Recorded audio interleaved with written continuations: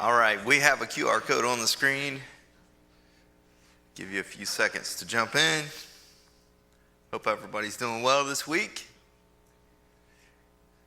I see the pastor and the wife of the pastor. I just saw a picture of Alaska, so I'm a little confused. That was fast. All right. Welcome back. Hope you guys had a great time. Are we ready? That didn't sound very confident. Are we ready? Okay, let's jump into the end of Matthew. Welcome to All People's Church. Welcome to Engaged Learning of the Bible with Application. Questions for investigation is normally how we start, and is how we're going to start tonight. Here we go. True or false? Not all of the events of Matthew 24, 4 to 28.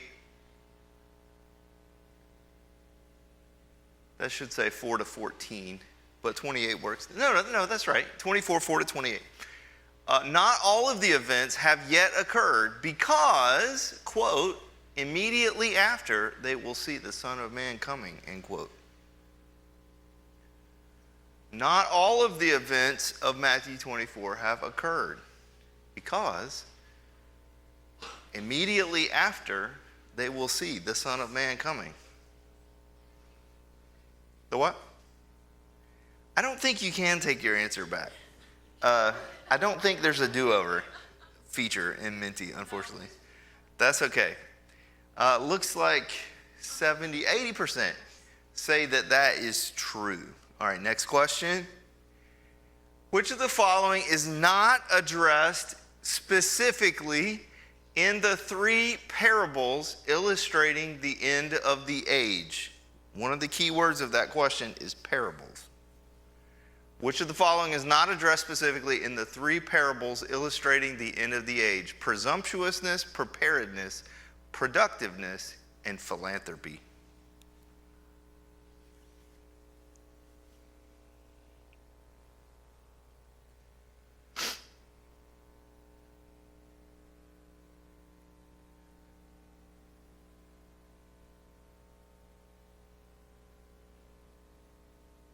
Hint.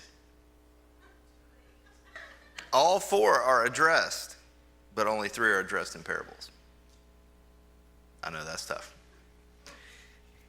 50% say philanthropy. All right.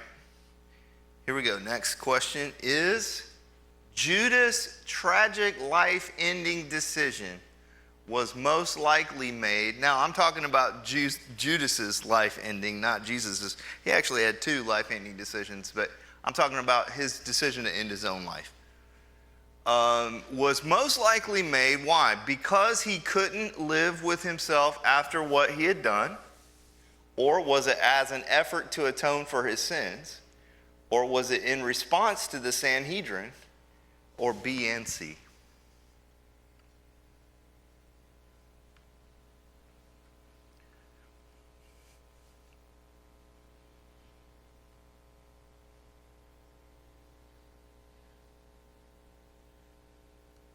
%, think that it was because he couldn't live, now 91%, couldn't live with himself after what he had done. Okay, next, last question for tonight. True or false, Thomas was the only one of the 11 remaining disciples who doubted after the resurrection.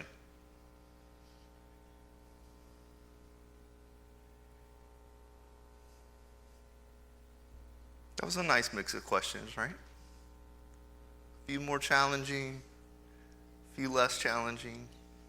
Want to have a mix. All right, we got 91% think that one's false. With that, let us go on to the topic, and the topic is the end. Now, there's a double meaning here. First of all, it's the end of the Gospel of Matthew, the end of this account of the life, ministry, death, resurrection of Jesus. But also, in this section is the final teaching that Jesus does, the final discourse And that discourse, the Olivet Discourse, is about the end, meaning the end of the age. So there's a lot of ending things happening here in this last bit of Matthew. So here we go. Every week, I think, we've talked about the structure of Matthew. And here it is again. Okay, we said there's an introduction and a conclusion. We said in between that, there are 5 pairs. I should ask you, how many pairs are there? There's 5 pairs of alternating descriptions of Jesus' ministry and work, and then his teaching or discourse. He's talking to people at length about something. And so our section tonight is the final one of these discourses. We call it the Olivet Discourse because it's on the Mount of Olives when he's talking to his disciples about this. And then, of course, the last 3 chapters of the book, which gives us the conclusion, which includes all of the crucifixion and resurrection and several other things. So that's where we are in the book. Let's go ahead and jump in Matthew chapter 24, our first chapter of tonight. And again, we call this the Olivet Discourse. It is the final of the 5 discourses, and it's on the Mount of Olives. Let me read just from the beginning of this chapter so we can set the stage. Now, before I read this, we went through this chapter fairly in depth just last year when we did our End Time series, January, February, March, April of last year. Okay, so that's over a year ago, actually. But I'm not going to, as with all of this stuff, I'm not going to go deep onto this because we already covered this just a year ago. But we will at least mention a couple things and see how it ties into the next chapter. Okay, Matthew 24, beginning of the chapter says this: As Jesus left and was going out of the temple complex, his disciples came up and called his attention to the temple buildings. Then he replied to them, "Don't you see all these things? I assure you, not one stone will be left here on another that will not be thrown down." In other words, the temple's going to come down to the ground. While he was sitting on the Mount of Olives, the disciples approached him privately and said, "Tell us, when will these things happen, and what is the sign of your coming and of the end of the age?" So we're getting here in this chapter what to expect at the end. You have this question here, the end of the age. But the question we have to answer for ourselves is, what ending are we talking about here? And some people will say that everything Jesus says in this chapter was fulfilled in a near fulfillment. In other words, in the 1st century, around the time of the destruction of Jerusalem and the temple in 70 AD. Other people will say that this is fulfilled, chapter 24 is fulfilled, yet to be fulfilled. It's a far fulfillment, and it is yet to be fulfilled. It has not been fulfilled. And then other people say that there is a near and a far fulfillment, and I would fall into that camp. I would not go to the stake for my interpretation, but I see a near and a far fulfillment here, meaning that some of these things were fulfilled in a near fulfillment in 70 AD, and yet that can't be the only fulfillment primarily, and we had a question on this at the beginning, because in verse 29, Jesus says, "Immediately after the tribulation of those days, the sun will be darkened and the moon will not shed its light, the stars will fall from the sky. The sign of the Son of Man will appear in the sky," verse 30, "and all the peoples of the earth will mourn, and they will see the Son of Man coming on the clouds of heaven with power and great glory." This is the second coming. And it says immediately after those days. Well, the second coming hasn't happened yet, and so it's not immediately after something. In other words, it's yet to happen. And so I see a near and a far fulfillment here. There are many of these elements in verses 4 to 14 that were fulfilled, or you could see a fulfillment there in 70 AD and in the years around that time. All kinds of these things were happening, in particular the desecration of the temple. The abomination of desolation prophesied by the prophet Daniel. I do believe that the ultimate one of those is yet to come. But there were actually multiple desecrations of the temple. One before Jesus that they would have known about. In 167 BC, Antiochus Epiphanes dedicated the temple to Zeus and sacrificed a pig on the altar. And then also, after Jesus is talking here, a generation later, in 70 AD, the temple is destroyed. So there are multiple fulfillments of this, but there must be one yet to come, so I say, because there must be a great tribulation, after which there is immediately the second coming of Jesus, which hasn't happened yet. Okay.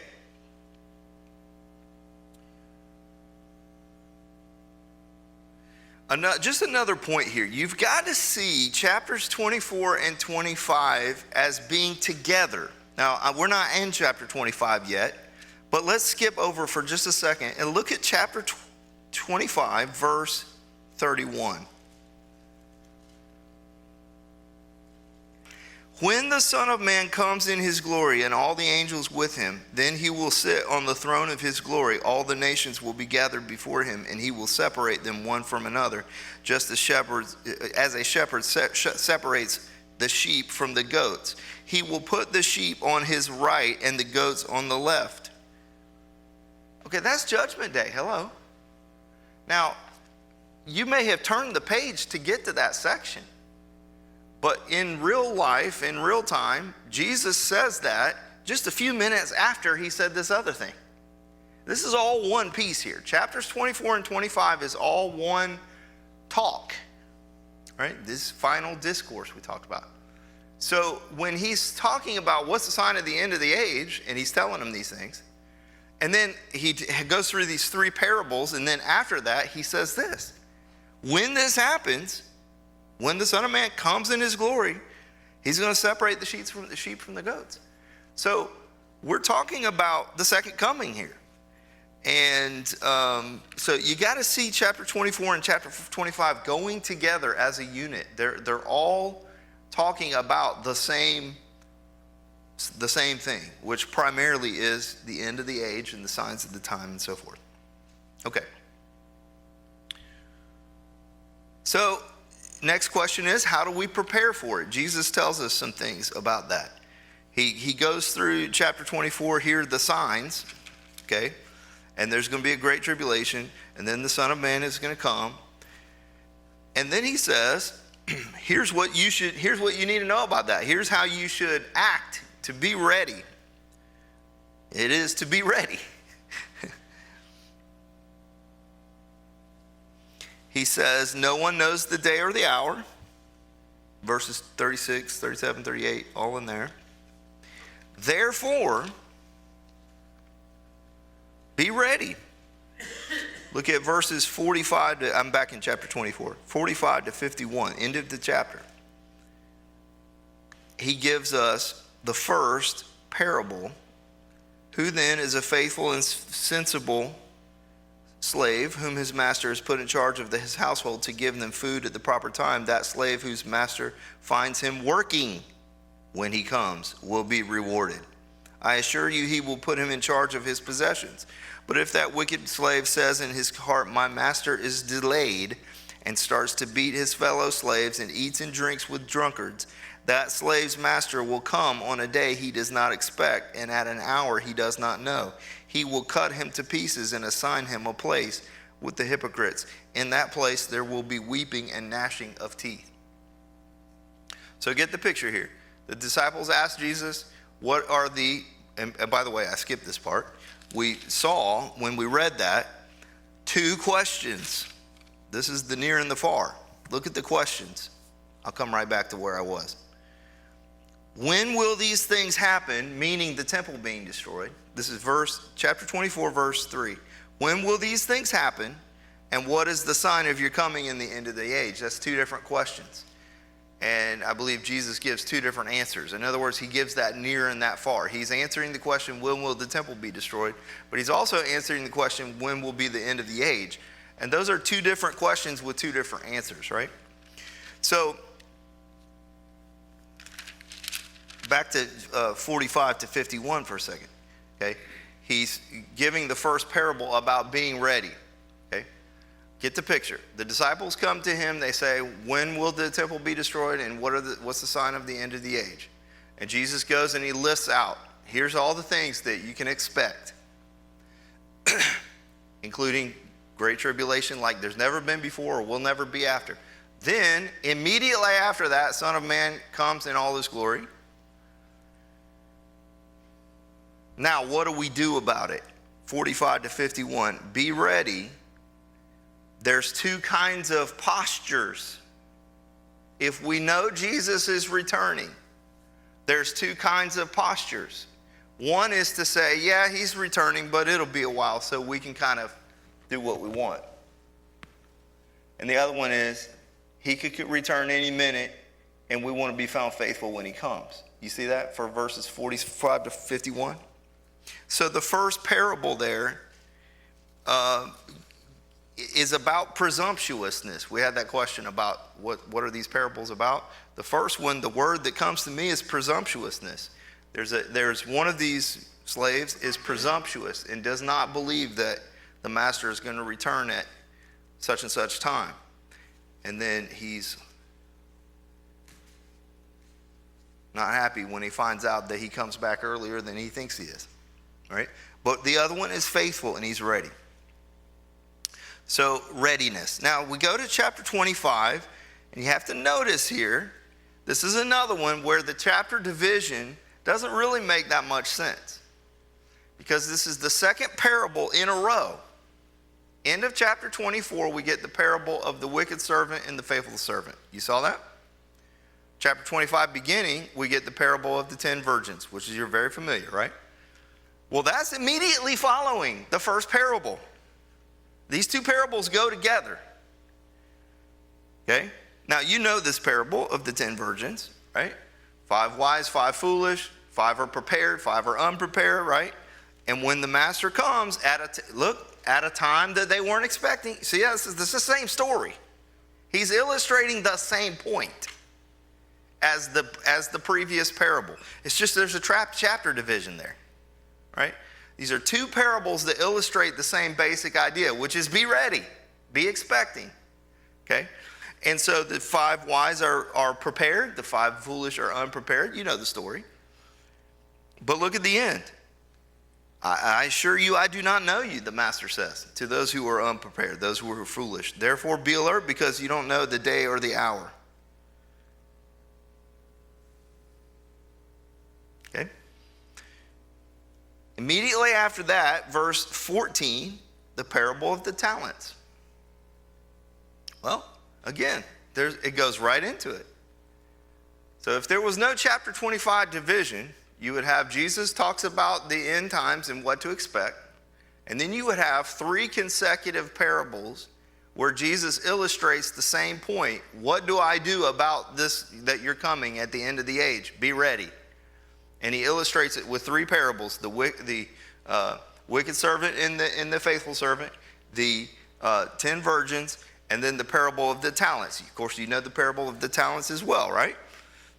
To one he gives more, to one he gives a medium amount, to one he gives less, and the one he gave the least amount to, he did the least with it, right?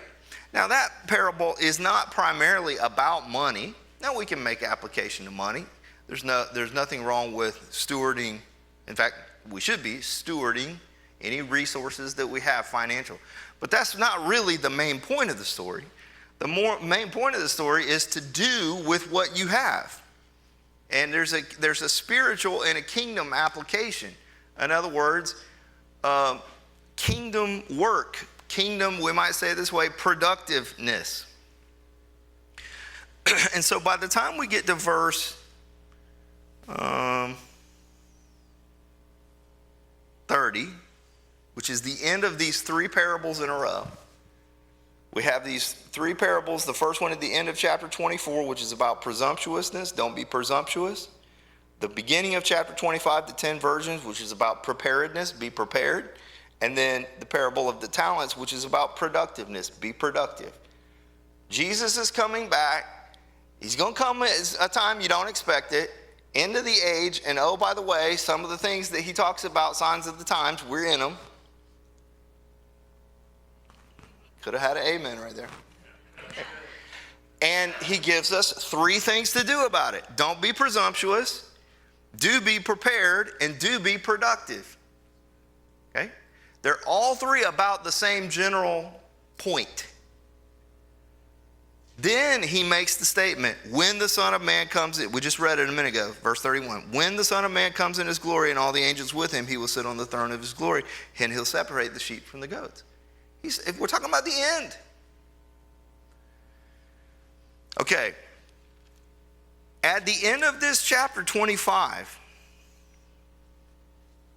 we get this part about, you did it for the least of these. When I was hungry, you gave me something to eat. And then to the other people, when I was hungry, you didn't give me something to eat. You know, all that part.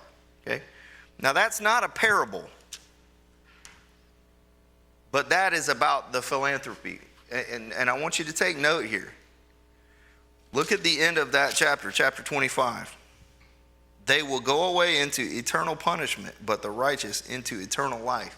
And everything he's been talking about for 10 verses, something like that, is about being generous and giving and doing for those in need. Doing for people in need is important to the Lord. And we should take note of that. I know that there are situations, we need to be wise. We don't need to just do everything for everybody. Some people can do for themselves, and they'll manipulate you into doing something that is really they should do it themselves. But then that does happen. And we need to be wise, so we don't just need to do everything. But we need to have a default attitude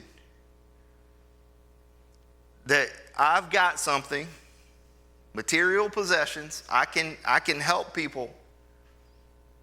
And when I know that somebody needs help, I'm helping them. That's the default.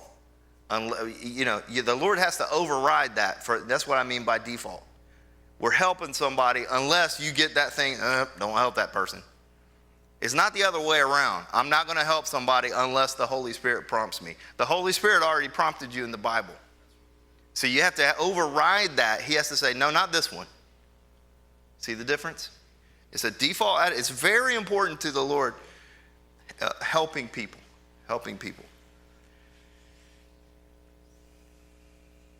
Okay, so that's the discourse. Chapters 26, 27, 28, we get the final chapter, as it were. We get into the crucifixion, the resurrection. But before we get that, we have Passover. Chapter 26 has several little elements, but some of the main points, Jesus and the disciples are going through Passover. They're participating in the Last Supper, which becomes the Lord's Supper, and all of that. We have the Judas betrayal and Peter's denial. That's a thread throughout this chapter 26 and into 27. And we have, of course, Jesus facing the Sanhedrin. Later on, he faces Pilate as well. So all of this stuff is pushing the plot forward here toward what we know to be the conclusion. And then in chapter 27, we come back to Judas, and we get kind of his final chapter. So what's going on with him? Let's talk about Judas for just a second.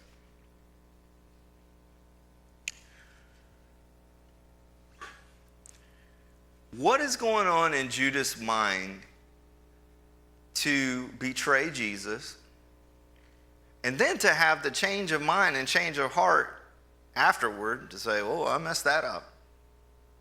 But yet at the end, not repenting to the point of, he wasn't Peter. Peter messed up too. Different kind of mess up. And also a different response afterward of coming back to the Lord and all of that. And Judas had almost the opposite. So what's going on with him? And I don't think we can know I don't think we can know for sure and exactly, because the Bible doesn't say for sure and exactly. But here are some things that you can consider, and I found the commentaries helpful here. I'm going to share a few things from a few of the commentaries, scholars' opinions on what's going on with Judas. So first of all, Judas, like everybody else in the Jewish people and religion of that time, was expecting a Messiah, and they had expectations about what that would look like. And we've talked about that already. But they were expecting a kingdom that was like a kingdom they were used to, with a physical king on a physical throne, and meaning that we're going to get Rome out of the way, and we're going to have Jewish people ruling again, right? And that wasn't happening. And for 3 years-ish, that wasn't happening. And so by the time we get to this point in the story, Judas is frustrated with Jesus that he's not doing the plan the way Judas wanted it done. Now that'll preach right there. I'm not going to. But think about that. How often do we want God's plan to be done our way? Right? So that's number one. That's kind of what's pushing him toward this sort of betrayal of Jesus. But there's also the money issue. We know that Judas has a problem with money, and so he gets the 30 pieces of silver. That certainly was a piece of his thinking, but I don't think that was the primary reason. Look at what commentator Michael Green says about it. He seems to indicate that Judas thought that maybe by doing what he did, he might basically force Jesus' hand into doing things the way he wanted done. Listen to what Michael Green says. It may be that the devotion of the follower turned to hate, as happens sometimes among lovers, when, zealot that he may well have been, he realized that Jesus was not going to fulfill the zealot hope. It may even be that Judas hoped to force the hand of Jesus by betraying him. This would make him act. This would induce him to bring the kingdom in. Maybe even the kiss in the garden, and the Greek word indicates an affection and repeated kiss, was not just a traitor's hypocrisy, but something real. He hoped that at that moment Jesus would call down the legions of angels to his aid and rout the enemy. Yes, it could have been meant in good faith. If it was, it shows in the darkest colors the peril of trying to do God's work in our own way. And we don't know that that's what Judas was thinking, but that's pretty interesting. Okay, then what happens? He has a change of heart, right? He doesn't want the money. He throws the money back at the people, right? And remember that he says to the Sanhedrin, he says, his blood is on my hand. This is innocent blood. It's on my hands. That's a confession. Okay?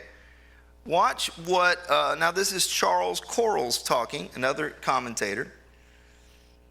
If Judas' confession in Matthew 27 verse 4 was an attempt to turn himself in as one who accepted a bribe to put an innocent person to death, see, that would have been a sin. Judas recognized it as a sin, and he's coming to confess that, deserving of the curse described in Deuteronomy 27:25. In other words, Judas recognizes that he should be put to death for what he has done. And so he's coming to the Sanhedrin to confess. Then what do they say? You see to that yourself. So he does. This is Charles Quarles talking again. Judas' suicide was probably not the result of a lengthy battle with depression or a psychological disorder. The most likely incentive was bad theology. The rabbis taught that the execution of a criminal, when accompanied by confession, atoned for his crimes. Immediately before their execution, condemned criminals were to say, "May my death be an atonement for all my sins." And this confession ensured that they would have a share in the world to come. So was the teaching. Judas appears to be someone who was seeking atonement by his own death, accompanied by confession. Since the Sanhedrin refused to inflict this death, for so doing would implicate them for murdering Jesus, Judas desperately sought an atonement for himself by killing himself. So get the picture of this. Jesus is hanging on a tree, taking the punishment, taking the serving as the atonement, and Judas decides to go take his own tree and try to make himself the atonement. Now, if this is true, if this is really what Judas was thinking, then we have to say that Judas' sad ending is an attempt to earn his own salvation. And that, we learn later from Paul, is impossible. He talks over and over about not relying on your own righteousness. I mean, we Protestants, we know this. Saved by grace through faith, right?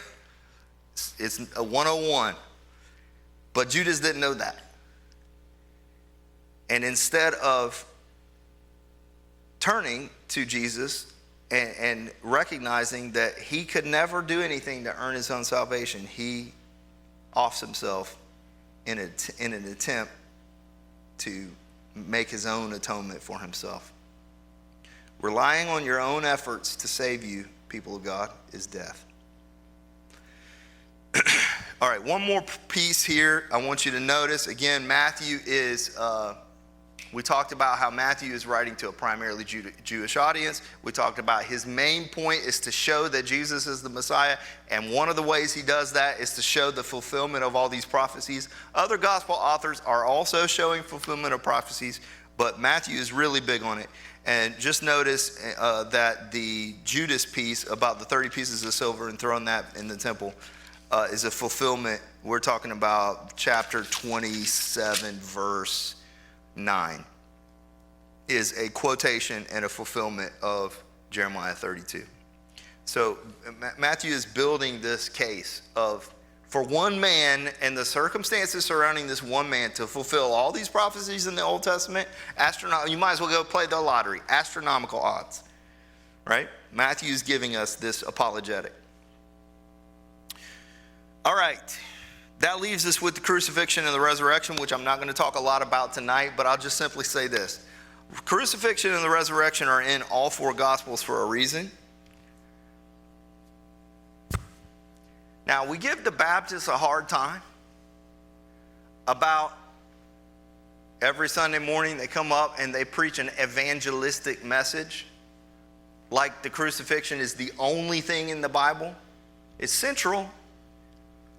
But we say, yeah, man, we're in the seat. We're here. We're on the team. You don't have to tell us.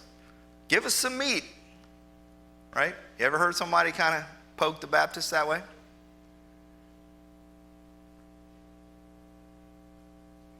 Nobody's heard people poke the Baptists. But what's the but? It's the most important thing in the Bible. I'd rather err on the side of too much emphasis on the crucifixion and resurrection than not enough emphasis, right? And so it is not a light thing for us to continually replay in our minds the crux. Did you know that the word crux comes from the word cross or crucifixion? It's the same root, right? It's the crux of the matter. The cross is the crux of this book, right? And for us to ponder the crucifixion and the resurrection is a good thing and worthwhile activity, all right? So with all that, let's go to the exercise. Yeah, the Great Commission. I will. I'm sort of skipping the Great Commission. I am going to come back to it in the scene anyway in the second look. But yeah, the Great Commission happens after the resurrection. That is true. Exercise is this. Let's go back to those signs of the end. Matthew 24, chapter 24, verses 4 to 14. In your groups, go through this list of signs. Here are the signs of the end of the age, right? Go through this list and come up with a concrete example of a fulfillment happening in our time. Go.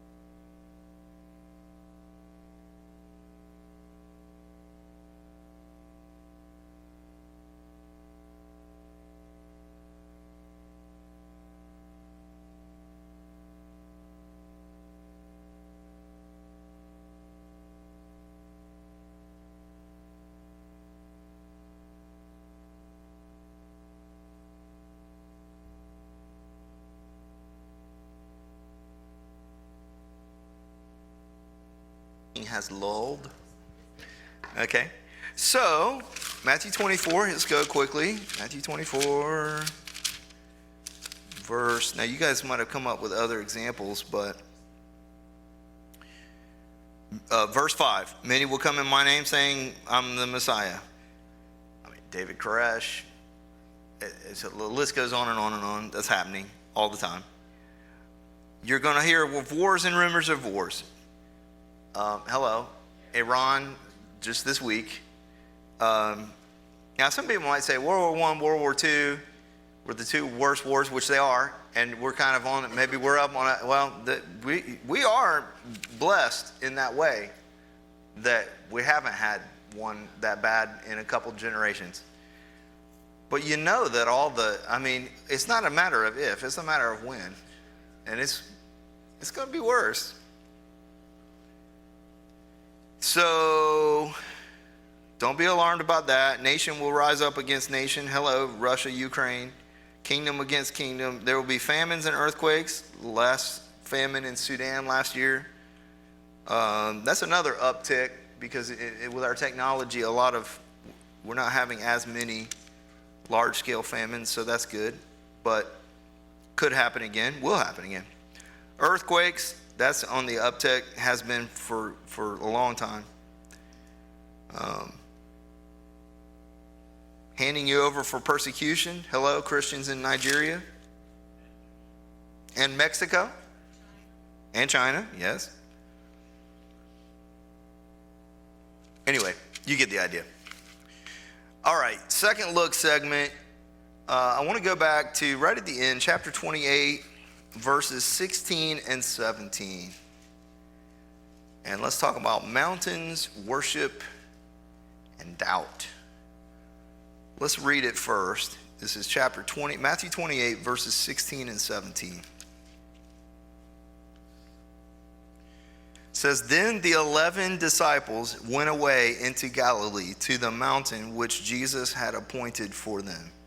When they saw him, they worshiped him, but some doubted." Okay, right after that is Great Commission.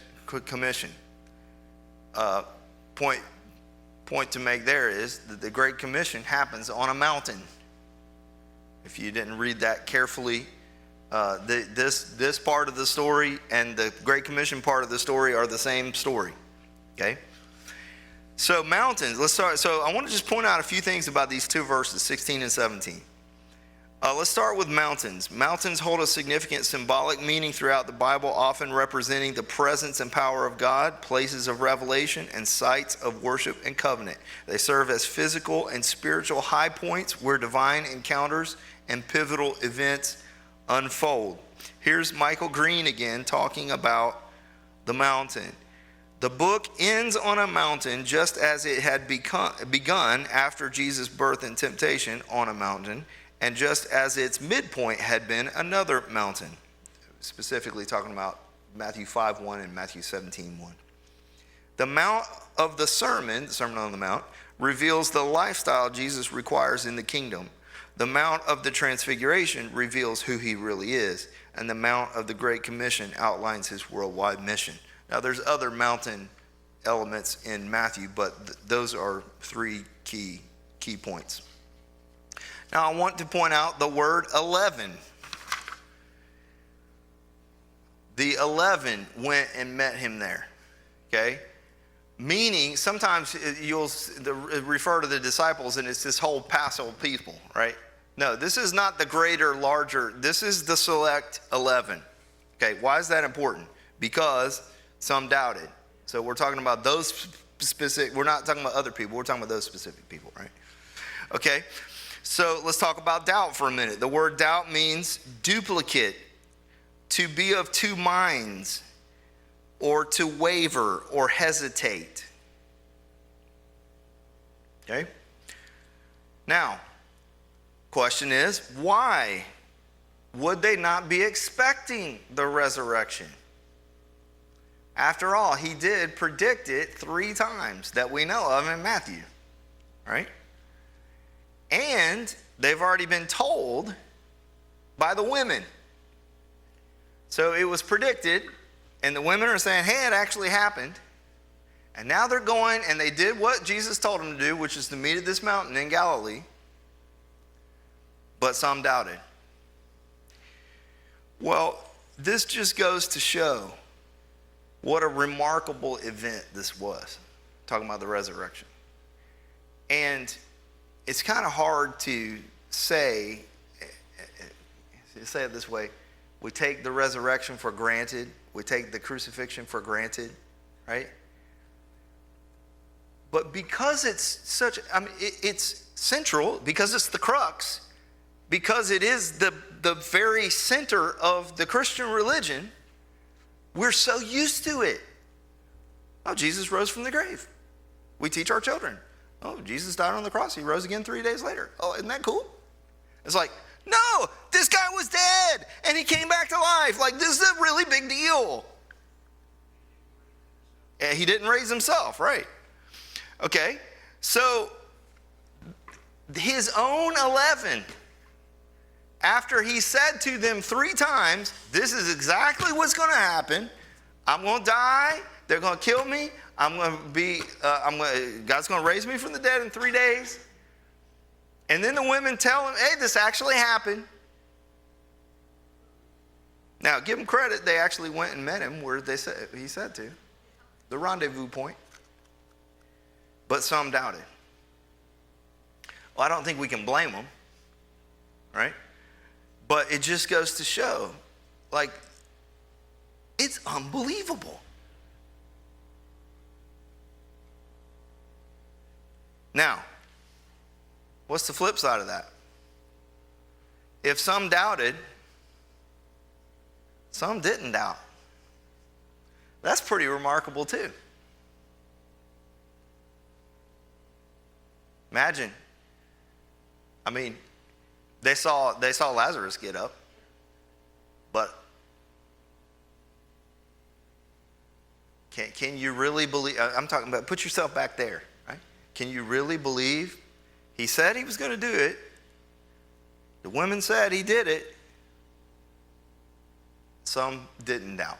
That's pretty cool. And then it says, the last word here is they worshiped him. Now that's a weighty word right there. We talk about come to Sunday morning worship. That was legit worship service right there.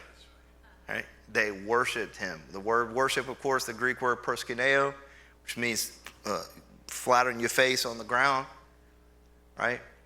But it's one thing to just lay down on the ground flat on your face, and that's fine, that's good. We should probably be doing more of it.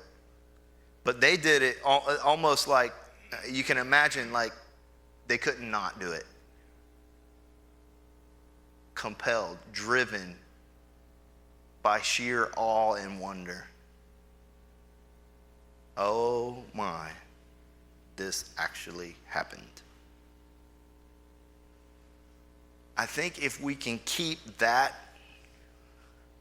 refreshed in ourselves, we'd probably be at least a little bit more spiritually peppy. Yeah? All right, I'm going to amen myself on that one. We'll go on to the practical application. Group discussion is, what jumped out at you? You read it or you didn't, either way. 24 to 28, what can you take with you? Obviously, crucifixion and resurrection is about the most application that there is in the whole Bible, but talk about something specific with your group that you can take with you this week.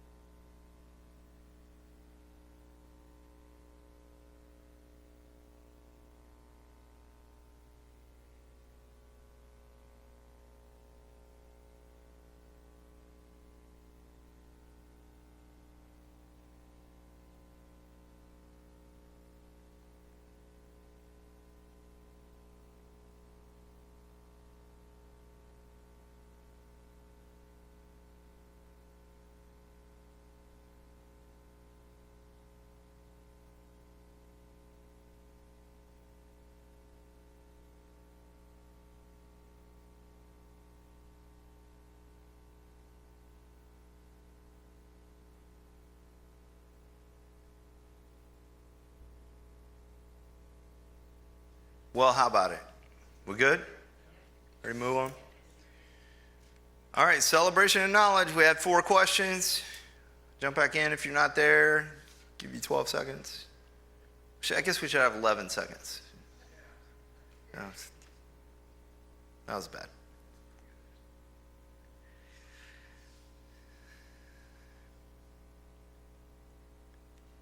All right, true or false? Not all of the events of Matthew 24 have yet occurred, because immediately after they will see the Son of Man coming.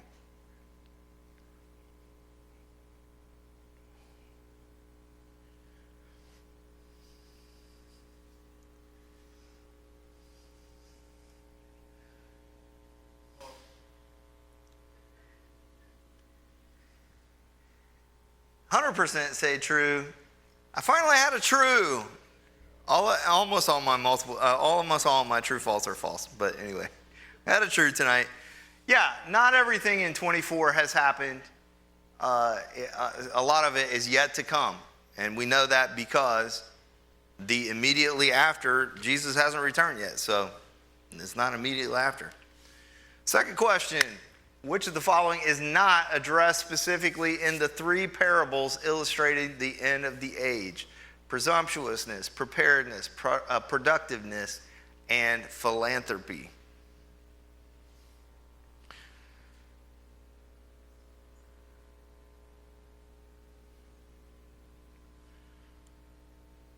Okay, 80% say philanthropy. Correct answer is philanthropy. So, the first parable about the wicked servant and the faithful servant was illustrating presumptuousness on the part of the wicked servant. The second parable, which is the 10 virgins, illustrated the need for preparedness.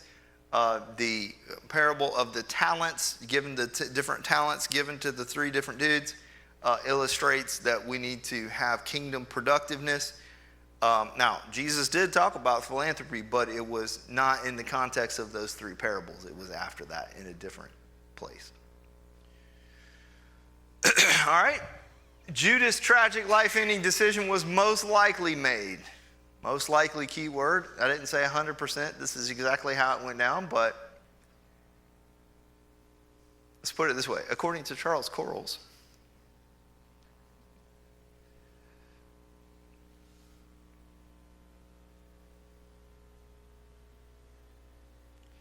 yeah, we're mostly getting it. It's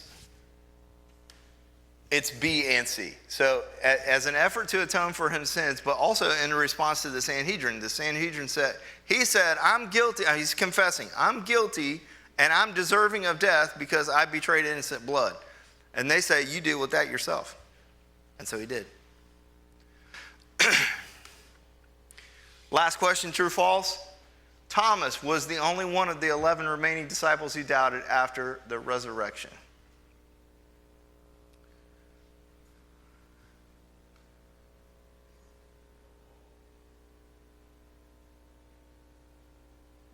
Bible doesn't say one of them doubted. It says some of them doubted. So that is false. Some is more than one.